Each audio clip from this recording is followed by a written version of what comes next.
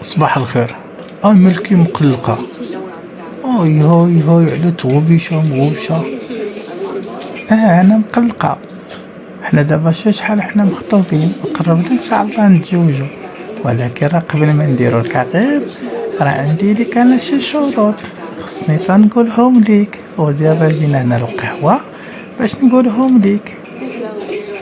مري لالا أنا تا نسمع، تا أنا ما جبتك هنا القهوة غير باش نسمع ليك اشنو بغيتي تقولي. انا تنسمع لك، قولي.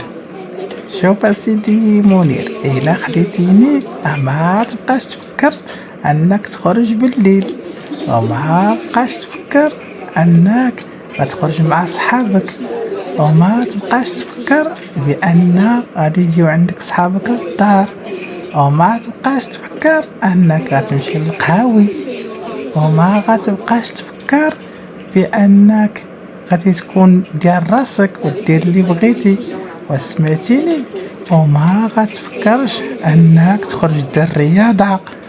المهم كلشي بغيت نقطعو عليك، ما غتبقى تفكر في حتى شي حاجه، الخدمه الدار الخدمه. زيدي يا لالا، شنو باقي عندك؟ اش من شروط باقين عندك؟ يلا قولي، حدنا باقيين جالسين هنا في هاد القهوه. صافي، هادشي اللي عندي راه قلتو. صافي يا سيدي منير، هادشي اللي عندي. ايوا شتك انت ما قلتي لي فاش تنفكر ولا فاش ما نبقاش نفكر؟ شتك ما قلتي لي والو. اشوف يا لالا، انا ما تبقايش تفكري بانني غادي ناخذك مازال اليوم نفرق انا وياك الجوقه من هنا.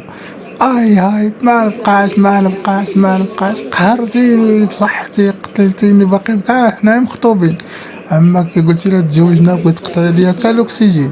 شوف يا لالا، من اليوم سالينا انا وياك، شربي قهوتك الله يعاونك.